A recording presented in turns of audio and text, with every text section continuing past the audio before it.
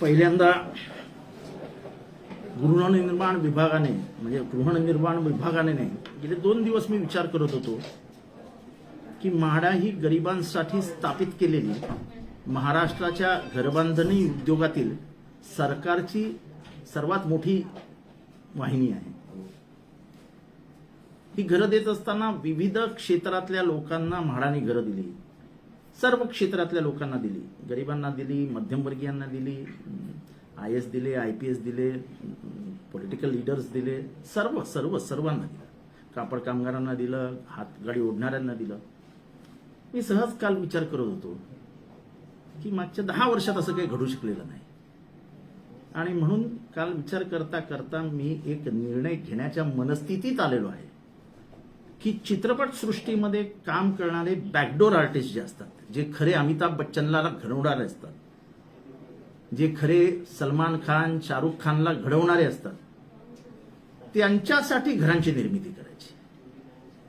नंतर तुम्ही चॅनल्समध्ये काम करणारे पत्रकार, पण त्याचबरोबर डेस्कच्या मागे असणारे जे तुमचे वृत्तपत्र ज्या बातम्या तयार करतात, त्यांना घरांची गरज असते, त्यांची घरकुल योजना, किंवा प्रिंटिंग प्रेस, पेपरच्या प्रिंटिंग प्रेसमध्ये काम करणारे तो का, हा विचार काल माझ्या मनात आलाय. जो एक व्यापक दृष्टिकोन होता घरबांधणी संबंधात, तो कुठेतरी हरवल्यासारखा दिसत होता. आणि आदर्श नंतर जी एक घाबरणारी परिस्थिती निर्माण झाली, त्यातनं कोणाला प्लॉट मिळाले नाहीत, घरं मिळाली नाहीत. पण गरिबांना ठीक आहे, टार्गेट झालो तरी चालेल, काही अडचणी आल्यात तरी चालतील, पण गोरगरिबांना जी म्हाडा निर्मिती करत असताना आपल्या पूर्वजांनी म्हणजे यशवंतराव चव्हाण, वसंतराव नाईक, पवार साहेब यांनी जी म्हाडाची आखणी केली, बांधणी केली, आणि अशा जमिनी वाटल्या, मला वाटतं ती परिस्थिती परत महाराष्ट्रात निर्माण व्हावी. आणि मला खात्री आहे की माझं मुख्यमंत्र्यांबरोबर बोलणं झालेलं आहे, आणि मुख्यमंत्र्यांनी स्पष्ट भूमिका घेतली की जितेंद्र, जेवढी होईल तेवढी गरिबांना मदत केली पाहिजे, खास करून इथला मराठी माणूस बाहेर जाता कामा नये, ह्याच्याकडे लक्ष दे. आणि म्हणून हा माझा विचार आला की हे जे 3-4 हजार कामगार आहेत, त्यांना परवडणारी घरं आपण त्यांच्या कामाच्या जवळ देऊ शकतो का? तर होय, त्याचं उत्तर होय आहे. एक मोठं काम म्हाडामार्फत हे केलं जाईल. आता तुम्हाला काही प्रश्न विचारायचे असतील तर विचारा, एकाने विचारतो. सर, या संदर्भातले म्हणजे तुम्ही म्हणताय की त्यांच्या कामाच्या जवळपास घरं देण्याचा तुमचा मानस आहे, तर काही जागांबद्दलचा विचार आहे? सगळंच मी आज पहिलेच पत्रकार परिषदेत सांगणार नाही. पहिल्यांदा सांगितलं त्यांनाच देणार आहे, पण ती जागा किती आहे, मग ती किती एकर आहे, मग ती त्यांनाच का देणार? सॉरी, मी माझं जेवढं आहे विचार आहे तेवढं सांगून टाक. सर, एक दुसरा मुद्दा असा आहे की राज ठाकरे यांनी काल औरंगाबादमध्ये सभा घेतली आणि त्यांनी शिवाजी महाराजांच्या समाधीबद्दल काही गोष्टी ज्या उलगडल्या, त्यामध्ये आक्षेप घेतला जातोय की नक्की शिवाजी महाराज, असं आहे की शिवाजी महाराजांचा मृत्यू हा 1680 मध्ये झाला. 1690 मध्ये औरंगजेबाने तो गड काबीज केला. त्याच्या आधी संभाजीराजेंनी समाधी बांधली होती. 1733 मध्ये सातारच्या गादीवर बसलेले शाहू महाराज म्हणजे संभाजीराजेंचे पुत्र, जे औरंगजेबाच्या ताब्यात होते, जे 1707 साली साताऱ्यात परत आले, त्यांनी हा किल्ला ताब्यात घेतला. म्हणजे हा किल्ला तेव्हा पेशव्यांच्या ताब्यात गेला. त्याच्यानंतर 1818ला ब्रिटिशांनी हा किल्ला सर केला, आणि त्या ठिकाणाहून आपल्या राज्यव्यवस्थेला लिहिलं एक पत्र कर्नल फॉस्टर, त्यांनी शिवाजी महाराजांच्या समाधीचा उल्लेख केलाय, त्याच्या अवशेषांचा उल्लेख केलाय, आणि समाधी अस्तित्वात असल्याचं त्याच्यावरून स्पष्ट होतं. ते पत्र मी माझ्या व्हॉट्सअप, आपल्या ट्विटरवर टाकलेलं आहे. त्याच्या इंग्रजीमध्ये तो स्पष्टपणाने सांगतो आणि शिवाजी महाराजांचा उल्लेख करतो, आणि त्या एकंदर समाधीच्या दुरावस्थेबद्दल चिंता व्यक्त करतो, आणि तो म्हणतो की आपल्याला वरती पोचायला 50 वर्ष उशीर झाला. ही खंत तो बोलून दाखवतो की 50 वर्ष आधी आलो असतो तर आपण काहीतरी चांगलं करू शकलो असतो. याचा दुसरा अर्थ हा आहे की पेशव्यांनी या समाधीकडे कधीही बघितलं नाही. त्यानंतर तो असं म्हणतो की आता माझ्यासमोर भग्न अवशेष आहेत, आणि त्याच्यात एकच म्हणजे शिवाजी महाराजांचा तो महल होता, त्या महालाचा एकच बाजू दिसते आहे, बाकी सगळं अवशेष म्हणजे तोडमोड झालेली आहे. खरं तर म्हणजे तो किल्ला ताब्यात घेतल्यानंतर त्याची व्यवस्थित रचना करून ती पूर्वीसारखीच करणं ही त्यावेळेसच्या राज्यकर्त्यांनी ज्यांनी तो गड ताब्यात घेतला त्यांची जबाबदारी होती. त्यांनी ती पार पाडली नाही हे स्पष्ट होतं. 1818 साली ही मालकी गेली ब्रिटिशांकडे आणि त्यांनी रायगडावर जाण्याच्या सगळ्या वाटा रोखून टाकल्या. त्याच्यानंतर पहिल्यांदा फुले महाराज, महात्मा ज्योतिबा फुले हे 1869 मध्ये पहिल्यांदा रायगड किल्ल्यावर गेले. त्यांनी असं लिहून ठेवलंय की सगळ्या झाडाझुडपांनी ती समाधी त्याच्यावर पडलेली होती, अत्यंत वाईट परिस्थितीत होती. त्यांनी झाडं कापली आणि ती समाधी उघड केली. म्हणजे याचा स्पष्ट ह्या दोघांवर अर्थ होतो की समाधी होती. याचा पुरावा दुसरा काय तर नारायण मेघजी लोखंडे हे त्यावेळेस दीनबंधू नावाचा एक पेपर काढायचे, नाम लोखंडे मार्ग आहे ना ते. नंतर ते कामगार ह्याच्यात चळवळीत पण आले. त्यांनी आपल्या वृत्तपत्रामध्ये ह्याबाबत स्पष्टपणाने उल्लेख करून ठेवले आणि ते वृत्तपत्र आजही हजर आहेत. असं आहे की फुलेंनंतरचा इतिहास, ह्याची टिप्पणी, ह्याचे पत्रव्यवहार हे सगळ्यांकडे आहेत. म्हणजे असा एकही इतिहासकार नाही समकालीन की ज्याच्याकडे फुलेंचा पत्रव्यवहार, शाहू महाराजांचा पत्रव्यवहार, त्या काळी झाडलेले राजकीय सभा ह्याचे उल्लेख, त्याचे आर्काइव्स ज्याला म्हणतो आपण, नाही आहेत असं एकही नाही. त्याच्यानंतर हे सगळं झाल्यानंतर फुलेंनी पहिली सभा घेतली जीर्णोद्धाराची फुले साहेबांनी, आणि त्याला आबासाहेब घाडगे जे करवीर संस्थान जे प्रमुख होते हे हजर होते. आबासाहेब घाडगे आणि महात्मा फुलेंनी हे सगळं करण्याची योजना आखली. आबासाहेबांनी आपले इंजिनियर्स पाठवले देखील, पण त्याच्यानंतर 6च महिन्यात आबासाहेबांचं निधन झालं. त्याच्यानंतर महात्मा फुलेंचंही निधन झालं आणि ते तसंच राहिलं. 1895 साली टिळकांनी ही मोहीम हातीत घेतली आणि त्यांनी सर्व ते ज्यावेळेस ते संस्थानिक होते, ते निंबाळकर होते, घाडगे होते, मोरे होते, हे सगळ्यांशी भेटीगाठी घेऊन आपण सगळे मिळून ही समाधी बांधूया असा त्यांनी निर्णय घेतला आणि त्यांनी पैसे जमवायला सुरुवात केली. रायगडावर टिळक महाराज म्हणजे लोकमान्य टिळक, बाळ गंगाधर टिळक हे दोनदाच गेलेले आहेत असं इतिहासात नमूद आहे. शिवाजी महाराजांचं छायाचित्र न सापडल्यामुळे त्यांनी शिवाजीच्या सह्यासनाच्या जागेवर त्यांनी नाना फडणवीसांचं छायाचित्र ठेवलं होतं. मी दुसरे काही म्हणजे दुसऱ्यांदा गेले तेव्हा त्यांनी काय केलं ह्याच्याबद्दल मला काही बोलायचं नाही. पण त्यांचा मृत्यू हा 1920 साली झाला. तोपर्यंत समाधीसाठी काहीही काम झालेलं नव्हतं. लोकमान्य टिळकांनी डेक्कन बँकेमध्ये हे सगळे पैसे जमा केले होते आणि डेक्कन बँक बुडली असं त्यांनी नंतर जाहीर करून टाकलं. ब्रिटिश तेव्हापर्यंत पूर्ण राज्य व्यवस्थेचे सारथी झाले होते, त्यांनी ताब्यात घेतलं होतं. 1926 ला टिळकांनी स्थापन केलेली समाधी जीर्णोद्धार समिती ह्यांच्याशी ब्रिटिशांनी चर्चा केली आणि त्यांना सांगितलं की तुम्ही जर बांधणार नसाल तर आम्हाला ती बांधायची आहे, कारण का आमच्यावरती शिवभक्तांचा, शिवाजी महाराजांच्या भक्तांचा प्रचंड प्रेशर आहे. आणि म्हणून ब्रिटिश त्यावेळेसचे आणि शिवाजी जीर्णोद्धार समिती यांनी मिळून ब्रिटिशांच्या इंजिनियर्सच्या साह्याने ती समाधी बांधली 1927. तोपर्यंत शंकरराव मोरे आणि भास्कर जाधव ह्या दोघांनी 1927 साली शिवाजी महाराजांचे जन्मस्थळ जीर्णोद्धार करायला सुरुवात केली. 1927 ला सुरू केली आणि 1927 लाच त्यांनी तो जीर्णोद्धार संपवला. हा समाधी आणि त्यांच्या जन्मस्थळाचा इतिहास आहे. तेव्हा इतिहास हा आकलनातनी येतो. म्हणजे इतिहास काय असं यांनी माझा काही कोणावरती आक्षेप नाही, पण ही ऐतिहासिक माहिती आहे आणि ह्याच्यावरती मी कोणाशीही डिबेट करायला तयार आहे. आणि ह्याच्यात सगळी पत्र ही तुम्हाला करवीर संस्थानात मिळतात. इंद्रजित सावंत हे थोर इतिहासकार आहेत, त्यांच्या ह्याच्यात मिळतात. आणि एवढंच नाही तर 300 वर्ष झाली जेव्हा शिवाजी महाराजांच्या जन्माला, तेव्हा महाराष्ट्राने एक पुस्तक काढली आहे समाधीवरती, British attitude towards Shivaji's throne. त्याच्यात हे सगळं पत्रव्यवहार अगदी व्यवस्थित छापून ठेवलेले आहेत, सगळे संदर्भ दिलेले आहेत. तेव्हा हे कसं फार मागचा 16व्या शतकातला वगैरे इतिहास नाही की त्याची काहीच संदर्भ सापडत नाही. संदर्भ सापडून इतिहास लिहिला जातो, हे सगळ्यांनी लक्षात ठेवावं. असं कोणाच्याही नावावरती इतिहास खपवता येत नाही. तेव्हा समाधी बांधणं आणि टिळकांचा, लोकमान्य टिळकांचा काही संबंध नाही. त्यांनी एकही वीट रायगडावर नेली नव्हती.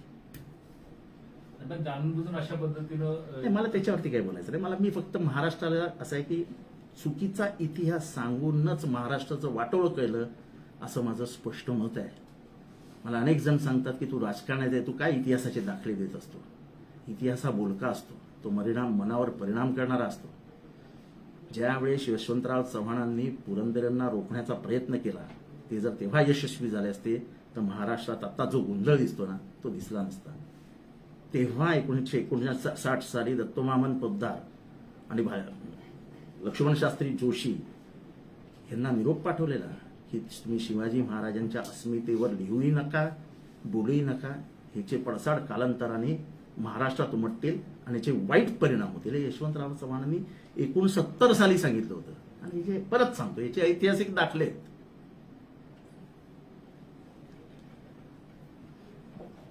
सर, वारंवार पुरंदरेंच्या बाबतीत किंवा त्याच्यानंतर लोकमान्य टिळकांचं नाव घेऊन ज्या पद्धतीने राष्ट्रप्रेमकडनं भाषणं केली जातात आणि एक नॅरेटिव्ह सेट करण्याचा जो प्रयत्न केला जातोय महाराष्ट्रामध्ये, त्याबद्दल काय सांगाल? आणि लोकमान्य टिळकांचा काल केलेला उल्लेख हा जाणीवपूर्वक केला गेलाय का समाजाच्या? असं आहे की माझं स्पष्ट मत आहे की इतिहासाशी खेळू नका.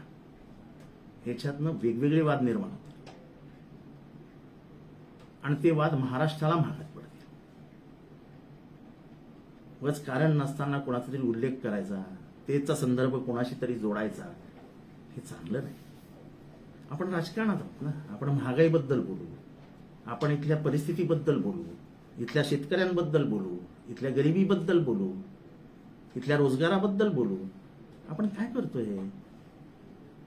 आणि म्हणून मानतात त्यांच्या राजकीय विचारांवर बोलतच नाही मी कधी. ते जे ऐतिहासिक संदर्भ देत असतात त्याच्यावरतीच मला बोलायचं असतं, कारण का त्याच्यातनं त्यांचं आकलन किती आहे समजतं. बाकी मला त्यांच्याशी काही घेणं देणं नाही. राज ठाकरे म्हणतात की पुस्तक त्याचा लेखक कोण आहे, कोणत्या जातीचा आहे हे पाहूनच पुस्तक वाचलं. असं आहे की भारतामध्ये शिवाजी महाराजांच्या खरोखर इतिहास ज्यांनी लिहिला आहे त्याच्यात नार फाटक आहेत, कमल गोखले आहेत, पिळुसकर आहेत, वासी बेंद्रे आहेत, श्रीनिवास सामंत आहेत, भांडारकर इन्स्टिट्यूट ज्यांच्या नावावर आहे ते राघव भांडारकर आहेत. यांनी सगळ्यांनी पुस्तकं लिहिली. पुरंदरेंनी कादंबरी लिहिली. मी कसं सांगितलं आता बोलताना की इंद्रजित सावंतांनी लिहिलेल्या पुस्तकात हे सगळे उल्लेख आहेत आणि त्यांनी संशोधनात आणले. त्यामुळे मी कोणाला रेफर केला आता? इंद्रजित सावंत. तुम्ही मला एक पुस्तक दाखवा ज्याच्यात सांगितलं की टिळकांनी समाधी बांधली, एका इतिहासकाराचं, कादंबरीकारांचं नाही. आणि त्यामुळे मी नेहमी सांगतो की पुरंदरेंबद्दल आमचा आक्षेप नाही, पण कादंबरीत चंद्र तारे मोजत इतिहास लिहायचा नसतो, इतिहासाचे संदर्भ द्यायचा नसतात. इतिहासाचे संदर्भ रेफरन्सने येतात की कुठल्या साली कुठली बखर, सभासदांची बखर, यांची बखर, त्यांची, अशातनं इव्हॉल्व्ह होतो. हिस्ट्री इव्हॉल्व्ह असते. हिस्ट्रीचा डायनामिक्स कधीही चेंज होतं. जसे शिवाजी महाराज आग्र्याहून आले त्याच्या अनेक कथा आहेत, पण आता ते कसे आले याचा रूट नक्की केलाय. तेव्हा प्रत्येक इतिहासकाराने आपापला रूट शोधला होता, पण ते त्यावेळेसच्या परिस्थितीवर होता. तर प्रत्येक इतिहासकाराने तो रूट वेगवेगळा दाखवलाय. पण आपण कधीच हे वाचत नाही की पुरंदरचा तह हा शिवाजी महाराजांनी कुठल्या मुसलमानाबरोबर केला नाही. शिवाजी महाराजांना दिल्लीला जाण्याचा निर्णय हा मुसलमानांनी सांगितलं म्हणून गेले नाहीत. ज्यांनी शिवाजी महाराजांना तह करण्यास भाग पाडलं आणि शिवाजी महाराजांनी अनेक किल्ले हे त्यांच्या नावावर केले, त्या राजाचं नाव होतं, त्या सरदाराचं नाव होतं मिर्झा राजे जयसिंग. हा रजपूत सरदार होता आणि त्या रजपूत सरदाराने जबाबदारी घेतली महाराज माझ्यावर विश्वास ठेवा, तुम्ही चला दिल्लीला, आपण समिट करूया. महाराज दिल्लीला गेले, पण मिर्झा राजे जयसिंग यांना असं बाजूला करून औरंगजेबाने आपला प्लॅन रचला होता, जो शिवाजी महाराजांच्या कानावर आला. आणि शिवाजी महाराजांनी एकच माणूस बरोबर नेला होता, त्याचं नाव होतं मदारी मेहत्तर. तो होता मुसलमान. तो मदारी मेहत्तर तिथे झोपला आणि शिवाजी महाराज परत दख्खनमध्ये आले, म्हणजे आपल्या जागेवर आले. आणि त्याच्यानंतर केलेले सगळे किल्ले मिळवले आणि त्याच्यावरती अजून 50 किल्ले आणले. तेव्हा इतिहास हा जातीचा, धर्माचा असा नसतो. तुम्ही काल अल्लाउद्दीन खिलजीचा उल्लेख औरंगाबादमध्ये केला आणि औरंगाबादाची लिंक ही औरंगजेबाशी जोडून पण टाकली. आता मी काही गोष्टीचा अभ्यास करून लिहिला आहे की औरंगाबादचं नाव हे खिरकी होतं, खिरकी. औरंगाबाद हे पहिल्यांदा इतिहासाच्या नकाशावर, म्हणजे खिरकी हे नकाशावर कोणी आणलं तर त्याचं नाव मल्लिक अंबर. मल्लिक अंबरचा जन्म इथिओपिया. म्हणजे हे सगळं हे खूप, म्हणजे हे सगळं सांगण्याची गरज नाही, पण सांगावं लागतं लोकांना, सांगायला की बाबांना एका वाचत बिचत नाही, असेच फेकतात. त्याला इथिओपियातनं स्लेव्ह म्हणजे गुलाम म्हणून त्याची विक्री करता करता करता तो मिडल ईस्ट मधनं भारतात आला आणि भारतात नौकर म्हणून तो कामाला लागला. हळूहळू तो सैन्य बनवत गेला आणि तो खिरकीचा निजामशाहीतनं फुटून राजा झाला. त्यावेळेस अकबराने हल्ला करण्याचा प्रयत्न केला, त्याला या माणसा मलिक अंबरनी रोखलं. जहांगीरनी हल्ला करण्याचा प्रयत्न केला, त्याला मलिक अंबरनी रोखलं. या मलिक अंबरनी काम कोणाबरोबर केलेलं माहितीये? शिवाजी राजांचे आजोबा होते, जे वारकरी होते, ज्यांचं नाव मालवजी भोसले. ह्या जेवढे सरदारांची वतनं दिसत होती त्या काळी, मराठा सरदारांची, ही वतनं सगळी मल्लिक अंबरनी दिलेली होती. आणि मल्लिक अंबरचं नाव ह्याच्यासाठी घेतात लोक की त्यावेळेस त्यांनी जे नाले बांधले होते, नाले नाही तर काय म्हणतात, कालवा, कनाल्स, त्यांनी जे इतके सायंटिफिक ह्याच्यातनं बांधलेले होते, पवनचक्क्या देऊन ग्रॅव्हिटेशनल पूर्ण पाणी खाली आलायचं. आणि त्यामुळे औरंगाबादच्या इतिहासामध्ये खिरकीमध्ये कधीही पाण्याची टिंचाई भासली नाही. त्याचा कार्यकाल होता 1548 टू 1426.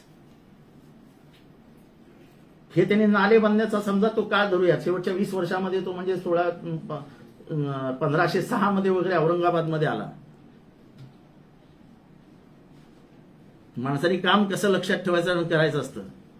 त्या कॅनलची पहिल्यांदा सफाई करावीशी वाटली, त्याचं साफसूफ केलं पाहिजे. नाला साफसूफ करतात ना, खोलीकरण, रुंदीकरण, आजही ऐकतो ना आपण विधानसभेतल्या चर्चेमध्ये. 1931 साली पहिल्यांदा त्याची सफाई केली, पहिल्यांदा. तो अंडरग्राऊंड होता टनल, ते जमिनीवरनं त्याचे हे पाठवत होते आणि ते एका डोंगरातनं येणाऱ्या पाण्यातनं त्यांनी हे सगळं निर्माण केलं. आणि त्यातनं नंतर औरंगजेब आल्यानंतर त्याचा मृत्यू झाला तिथे वगैरे वगैरे, तो इतिहासानंतर त्याचं नाव औरंगाबाद पडलं. पण तुम्ही अल्लाउद्दीन खिलजी आणि हे असे सगळे इतिहास ओढून ताणून आणून तुम्ही उगाच औरंगाबादला बदनाम करू नका. सर, काल ज्या पद्धतीनं राज ठाकरेंनी पूर्ण भाषणादरम्यान शरद पवार यांच्यावर टीका केली आणि फडणवीस यांनी टीका करत असताना उद्धव ठाकरे यांच्यावर टीका केली, त्यामुळे या दोघांमध्ये संबंध तुम्हाला दिसतो? तुम्हाला पत्रकारांना ते अभ्यास करण्यासाठी जागा देत आहेत, तुम्ही अभ्यास करा. आमच्या तोंडातनं तुम्ही का वदवून घेता दरवेळेस? मी पूर्वीपासून पत्रिका बघत आलेलो आहे. अगदी म्हणजे प्रताप आजबे, धनंजय कर्णिक, राहुई भिडे हे माझ्या लहानपणाच्या काळातील मोठे पत्रकार होते. ते शोधपत्रिका करायचे, ते राजकारणाच्या तोंडातनं वधवून नाही घ्यायचे. तेव्हा तुम्ही शोधपत्रिका करा की असं का झालं असेल आणि त्याच्यावरती तुम्ही न्यूज द्या ना. आवडजी हे वदवणं नाहीये, पण ज्या पद्धतीनं आपण बोला ना. मी रोखतोय का आपल्याला? आपण बोला त्याच्यावरती, मी नाही बोलणार. पण मग शरद पवार मी यांच्यावर नाही टीका बोलणार, केली, मी नाही बोलणार. हा, पवारांवर पुढे टीका केली. त्यांनी काय टीका केली ती बोला, त्याची उत्तरं मी देतो. पवार साहेबांवर जे जे बोलले त्याच्यावरती मी उत्तर देईन. त्यांचं असं म्हणणं होतं की नास्तिक म्हटल्यावर असं आहे की बस चांगला प्रश्न विचारला. नास्तिकचा अर्थ हा 2500 वर्षापूर्वी संस्कृत वाङ्मयामध्ये आलेला आहे. संस्कृत वाङ्मयाचे 14व्या शतकातील माधव आचार्य नावाचे थोर विद्वान होते, फिलॉसॉफर होते, तत्वज्ञ होते. त्यांनी आपल्या पुस्तकाच्या पहिल्याच धड्यात एथिस्ट म्हणजे ज्याला आपण नास्तिक म्हणतो त्याचा उल्लेख केलेला आहे. मराठी वाङ्मयामध्ये कुठेही तुम्हाला जास्ती नास्तिक आस्तिक हे लिहिलेलं कुठे जास्त आढळणार नाही. आस्तिक आणि नास्तिक हा प्रश्न कधी निर्माण झाला? जेव्हा बुद्धिझम म्हणजे गौतम बुद्धाने एक वेगळा मार्ग स्वीकारला, महावीर जैनांनी एक वेगळा मार्ग स्वीकारला. हे समकालीन होते, 100-200 वर्षाचं अंतर होतं दोघांमध्ये. पण सुप्रिमेसी ऑफ वेदास, वेदांचा वर्चस्ववाद हा दोघांनीही नाकारला. वेदांचा वर्चस्ववाद नाकारल्यानंतर त्यांना वेगळ्या भूमिका घ्याव्या लागल्यात आणि आजही ते अस्तित्वात आहे. त्यांच्यानंतर बसवेश्वरांनी वेगळी भूमिका घेतली वेदांच्या बाबतीत. त्याच्यानंतर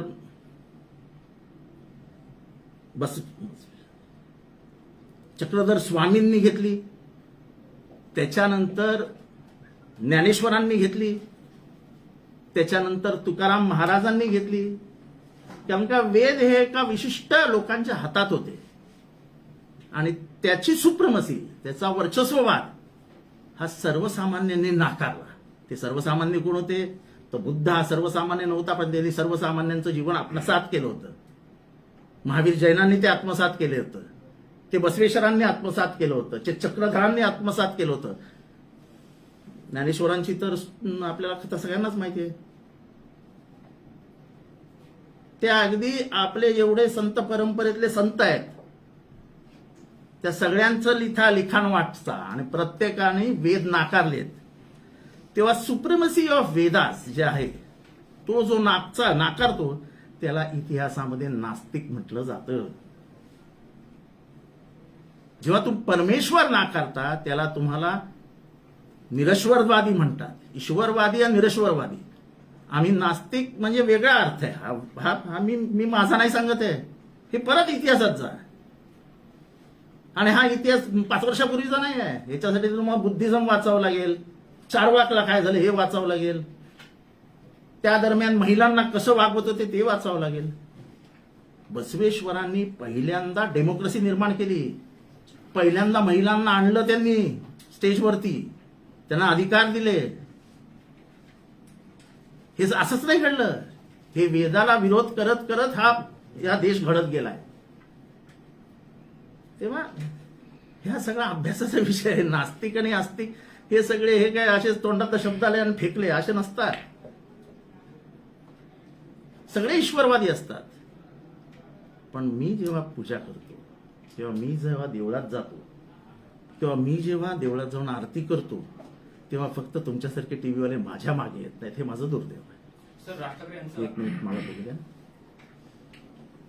तेव्हा मी पुढच्या वेळेस आपल्यालाही फोन करेन की मी आज देवळात जातोय आणि आरती करतो. जमलं तर तुम्ही टीम घेऊन या. 3 जण आजकाल टीम घेऊन असतात. या जमलं तर. एवढीच प्रार्थना आहे. सर, राज ठाकरे यांचं एक विषय असा आहे की त्याने एक उल्लेख केला की जेम्स लेन आणि बाबासाहेब पुरंदरे यांचा. जेम्स लेन यांची भूमिका जी आहे त्यांचं म्हणणं की जेम्स लेन यांनी म्हटले की पुरंदरेंना त्यांनी कधी भेटलं नाही, पुरंदरेंनी माहिती मला समजत नाही की हा विषय ते का काढतायत. हे जेवढा ते विषय काढतील तेवढा ते अडचणीत येतील. कारण का पुरंदरेंना आजचा इतिहासाचा अभ्यासक इतिहासकार मानतच नाही. ते पुरंदरेंना रेफरन्स करत नाहीत. आता ह्याच्या पुढचे जेव्हा इतिहास संशोधन करतील तेव्हा ते पुरंदरेंचं कादंबरी रेफर करणार नाहीये. पुरंदरेंना आजच्या एकूण 2000च्या नंतरच्या इतिहास तज्ञांनी बाद फेरीत टाकून दिलं. त्यांना बाद ठरवलं आणि इतिहासाचे सगळे संदर्भ काढायला सुरुवात केली. आणि एक वेळ अशी आली हिस्टॉरिकल रेफरन्सेस ज्याच्यासाठी भंडारकर इन्स्टिट्यूट ही स्थापन झाली राघव भंडारकरांच्या नावावर. याच्यामध्ये सगळं ना. पण दुर्दैवाने ती एका अशा कंपूच्या हातात गेली की ज्यांना शिवाजी महाराजांबद्दल द्वेष होता. आणि इतिहास हा कादंबरीतनं येऊ शकत नाही. तेव्हा कादंबरी करून कादंबरीकारांवर बोलून तुम्ही इतिहास जर त्याचा संदर्भ लावणार असाल तर अमान्य आहे. ते काही थोडं साहित्यिक नव्हते. त्यांची एकही कादंबरी काही ज्ञानपीठ अवॉर्ड एवढी मोठी लिहिली गेली नाही.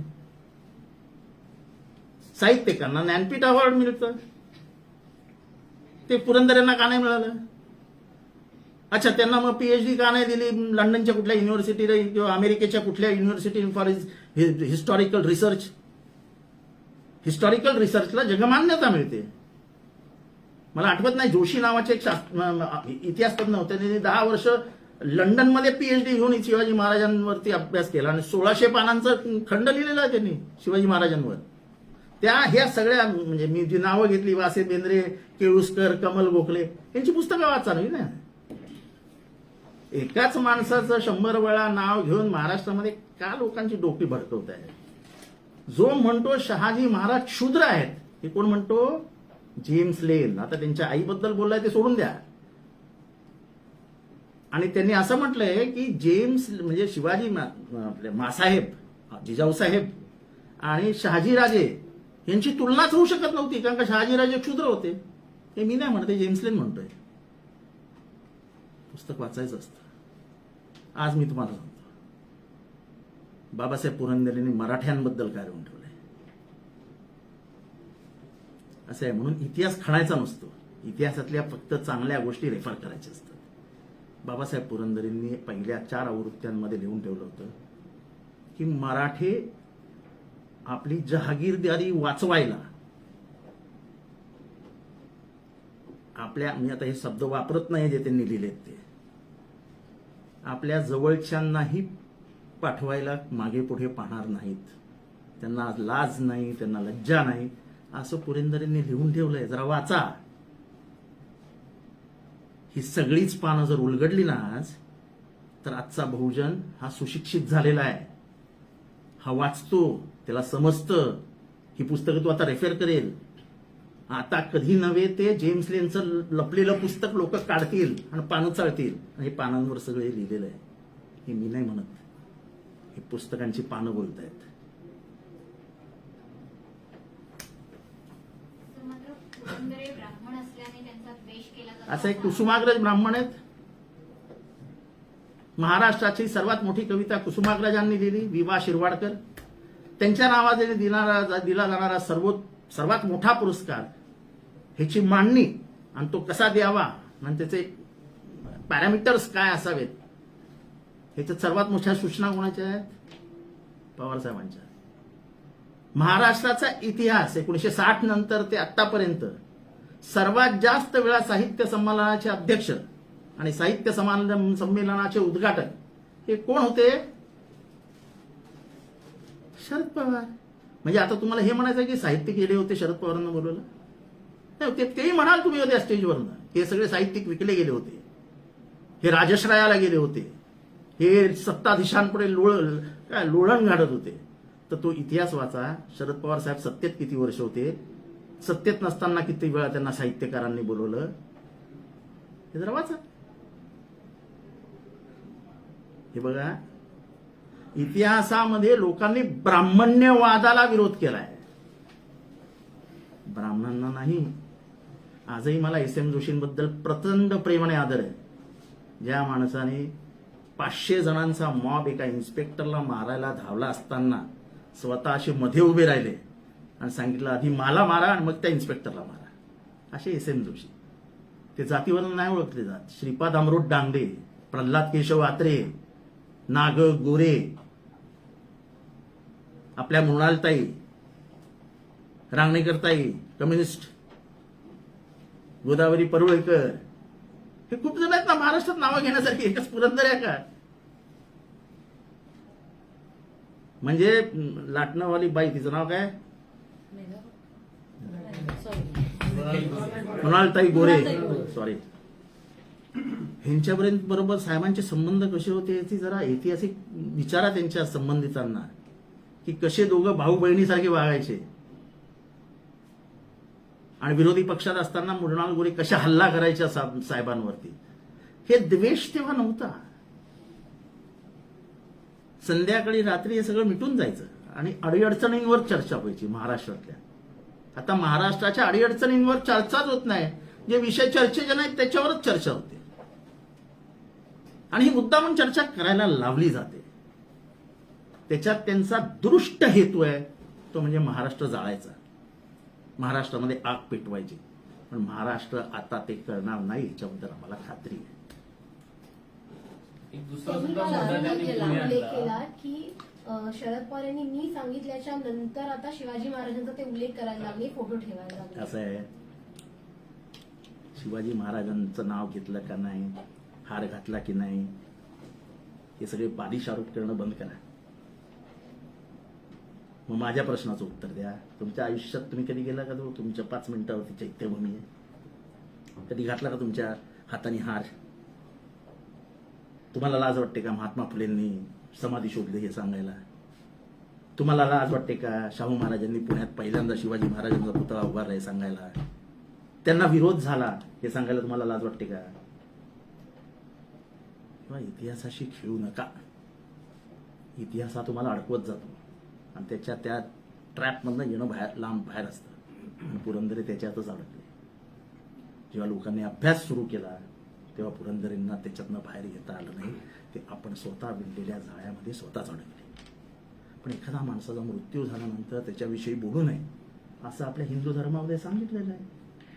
वैराण काय, वैराण आणि मृत्यू काय ते म्हणतात त्याला. आम्ही तर कोणीच बोलत नव्हतो. यांनीच आणलं परत ते सगळं उकरून बाहेर.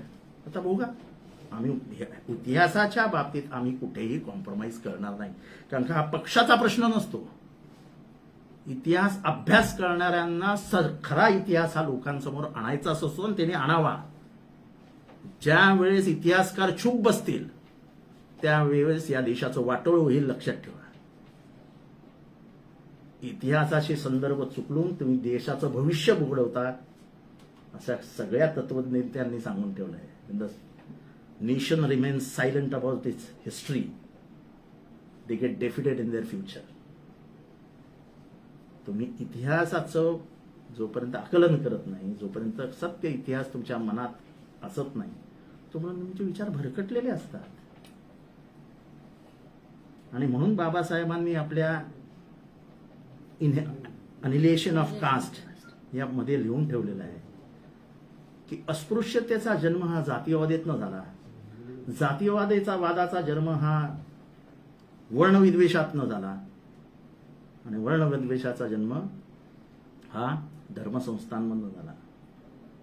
तेव्हा इथली जी 3-4 हजार वर्षाची जी परंपरा आहे त्याचा अभ्यास करून बोलायचं असतं. ह्याची पानं वाचायची असतात. बहुजनांची पोरं नादी लावण्यासाठी चुकीचा इतिहास सांगून त्यांना दृष्टीहीन करायचं आणि त्या आंधळ्या बिचाऱ्या पोरांना वेगळ्या मार्गावर न्यायचा, याच्यात सर्वात जास्त महाराष्ट्राचं नुकसान होणार आहे. आणि मी हे जेवढं इतिहास एवढा तळमळीने बोलतो की तरुणांमध्ये चुकीचा इतिहास जाऊ नये. मला अजूनही आश्चर्य वाटतं की कधी त्यांना फुलेंचं नाव घ्यावंसं वाटत नाही, कधी त्यांना शाहू महाराजांचं नाव घ्यावंसं वाटत नाही, कधी त्यांना डॉक्टर बाबासाहेब आंबेडकरांचं नाव घ्यावंसं वाटत नाही. जर डॉक्टर बाबासाहेब आंबेडकरांबद्दल त्यांना थोडासा प्रेम, थोडीशी आपुलकी, थोडासा अभिमान असेल तर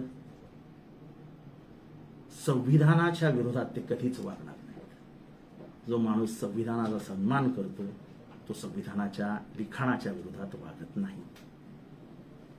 एक दुसरा सुद्धा विषय त्यांनी पुढे केला की शिवाजी महाराजांचे नक्की गुरु कोण, रामदास स्वामी की तुकाराम महाराज?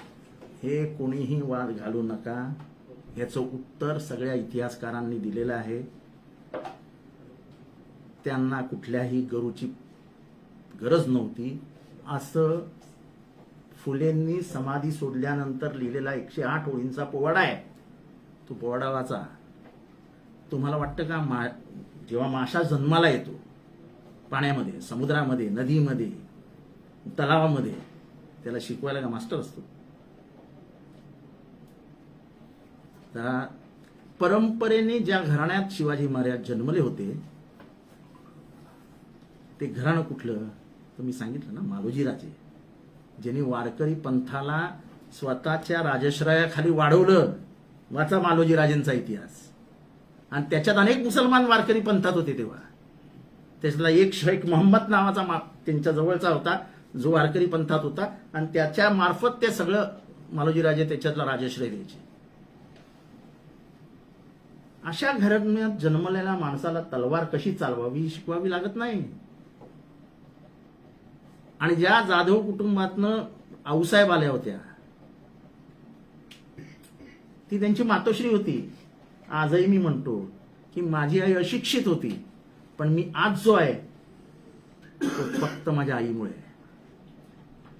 तिने जर त्यावेळेस मला झाडूनी मारलं नसतं, चपलेनी मारलं नसतं तर मी कधीही जितेंद्र आव्हाड झालो असतो. आई आई असते. काय बालिशपणा.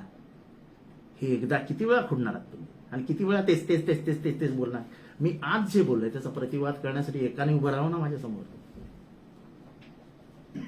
जिजाऊ साहेबांची पूर्ण चारित्र्याचा अपमान करणारा जेम्स लेन त्याच्याबद्दल तुम्ही भाषणात बोलता. ज्याच्या विकृत साहित्यातनं हे बाहेर पडलं त्या पुरंदरेंबद्दल बोलतात. तुम्ही तुमच्या झेंड्यावरती राजमुद्रा छापली आहे. हे घ्या, हे पत्र शिवाजी महाराजांचं जे आर्कियाव्हिज मध्ये आहे. हे अर्थविषयक पत्र आहे. महसूल आलेला महसूल आणि त्याची तजवीज कशी करायची याच्यावरचं पत्र आहे. आणि ह्याच्या सगळ्यांवरती शिवाजी महाराजांची मुद्रा आहे. तुम्हाला इतरत्र कुठेही शिवाजी महाराजांची मुद्रा सापडणार नाही. शिवाजी महाराजांनी स्वतःची मुद्रा ही फक्त स्वतःच्या पुरती मर्यादित ठेवली होती. त्यांचा व्यवहार जो त्यांच्या हाताने व्हायचा, त्यांच्या राज्याचा व्हायचा, त्याच्यावर फक्त ते मोहर उमटवायचे. तुम्हाला सगळ्यांना माहित असेल की अशोक चक्र कोणीही वापरू शकत नाही, त्याच्यावर बंधन आहेत. आणि ह्या राजमुद्रेवरती जोशी नामक एका इतिहासकाराने आणि गजानन मेहेंदळे नावांच्या इतिहासकाराने 100 पानं लिहिली आहेत. राजमुद्रेचा अर्थ काय होता, त्याची रचना कशी होती, त्याचे च कसा होता, त कसा होता, याची सगळी पानं लिहून दिली आहेत. आता मला त्या राजमुद्रेविषयी काही बोलायचं नाहीये पण तुम्ही लोक हे बुद्धी सारासार बुद्धीने विचार करा. राजमुद्रा ही आयडेंटिफिकेशन होतं शिवाजी महाराजांची, ओळख होती शिवाजी महाराजांची. ती कोणाच्या मालकीची नसते. पण राजमुद्रा ही वापरायची नसते. तो राजद्रोह आहे, हा शिवद्रोह आहे. आणि तुम्ही ही त्यांची मुद्रा जी त्यांच्या पत्रावर आहे, जी अनेक इतिहासकारांनी आपल्या पुस्तकामध्ये घेतल्या आहेत आणि आर्काइव्ह मध्ये सगळी पत्र आहेत, ती राजमुद्रा जरा मोठी करून बघा आणि यांच्या झेंड्यावरची राजमुद्रा मोठी करून बघा. मग तुम्हाला कळेल फरक किती. ह्याच्यावरती असे वाद घालू नका. आपलं काम आपण करा. निष्कारण इतिहास भूगोल ह्याच्यावर बोलू नका. तुम्हाला जे काय भोंगे पोंगेवर बोलायचं त्याच्यावर बोलत बसा. ते तुमच्या पुरतं मर्यादित आहे.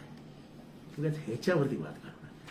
सर आता सरकार या 4 तारखेच्या अल्टिमेटमला ते जाऊ द्या. सामोरं कसं देईल? मला त्याच्याबद्दल काय बोलायचं नाही. ते काम पण वाद निर्माण होऊ शकतो राज्यामध्ये. ते सरकार आणि कायदा आणि सुव्यवस्था आणि पोलीस हे सगळं बघण्यास महाराष्ट्र समर्थ आहे.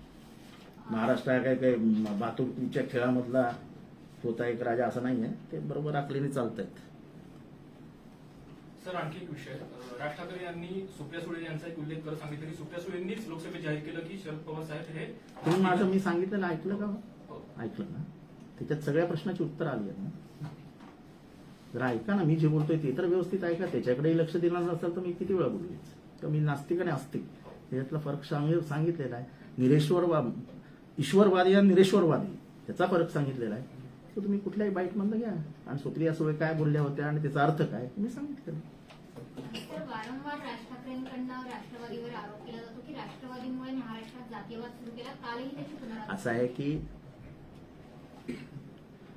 ज्या पुरंदरेंची